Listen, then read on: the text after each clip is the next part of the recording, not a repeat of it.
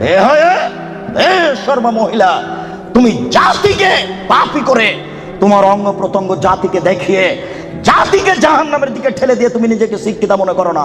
ভুল হিসাব তোমার বিদ্যাকে কবর দিতে এসেছে, তুমি মনে রেখো। তোমার মুখ দেখলে পাপ হয়, তোমার হাত দেখলে পাপ হয়, তোমার পা দেখলে পাপ হয়, তোমার শরীর দেখলে পাপ হয়, তোমার চুল দেখলে পাপ হয়, তোমার গোটা দেহটাই হচ্ছে অন্যের জন্য পাপের বস্তু।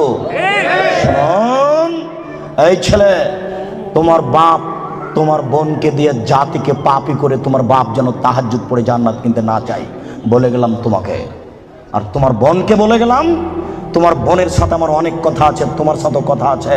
তুমি এক পায়ে হলে দাঁড়িয়ে থাকো, এক একটা বাক্যকে তুমি মনে করবে 1 কোটি টাকা মূল্য, তাহলে তুমি আজকে কথা মূল্যায়ন করতে পারবে।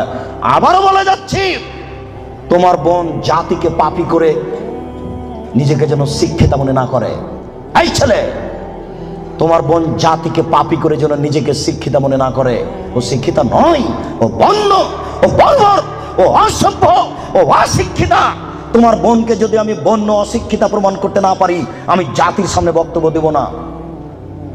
তোমাকে বক্তব্যের সূচনাতে আর একটা কথা বলে যাচ্ছি, শোনো। আবু হুরায়রা রাদিয়াল্লাহু তাআলা আনহু বলেন, সিনফানি মিন উম্মতি ফিন্নার, আমার উম্মতের 2 শ্রেণীর মানুষ জাহান্নামে যাবে, লাম আরাহুমা, আমি তাদের দেখিনি। আবার শোনো সম্মানিত মুরব্বী, একটু দেখুন, আল্লাহ নবী বলছেন আমার 2 শ্রেণীর মানুষ জাহান্নামে যাবে, আমি তাদের দেখিনি। আমার উম্মতের 2 শ্রেণীর মানুষ জাহান্নামে যাবে, আমি তাদের দেখিনি। আমার উম্মতের 2 শ্রেণীর মানুষ জাহান্নামে যাবে, আমি তাদের দেখিনি। তার 1 শ্রেণীর মানুষ তুমি, আর 1 শ্রেণীর মানুষ তোমার বোন। তোমার বাপকে প্রথমে নাকচ করেছি, প্রথমে বলেছি 3 শ্রেণীর মানুষ জান্নাতে যাবে না, মনে আছে কি? 3 শ্রেণীর মানুষ জান্নাতে যাবে না, তার মধ্যে তোমার বাপ আছে। এবার তোমাকে নাকচ করছি, তারপরে তোমার বোনকে নাকচ করার পরে আলোচনা করব। শুনুন, রাসূল সাল্লাল্লাহু আলাইহি ওয়াসাল্লাম বলেন, আমার উম্মতের 1 শ্রেণীর মানুষ হবে মাহম সেয়াতুন, তাদের হাতে থাকবে লাঠি, কাজনাবিল বাকারে, গাভীর লেজের মতো। আমার উম্মতের 1 শ্রেণীর মানুষ হবে, তাদের হাতে থাকবে লাঠি, গাভীর লেজের মতো। গাভীর লেজের মতো মানে একদিক মোটা একদিক চিকন।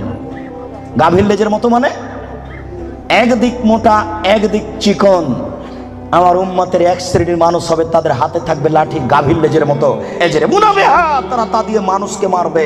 এই ছেলে, তুমি ঢাকা বিশ্ববিদ্যালয়ে ভর্তি হয়েছো, তোমাকে দেখছি তুমি লাঠি নিয়ে ছুটে যাচ্ছ, তোমার আগে আগে কিছু লোক পালিয়ে চলে যাচ্ছে, তোমার হাতে লাঠি কাপুরুষ।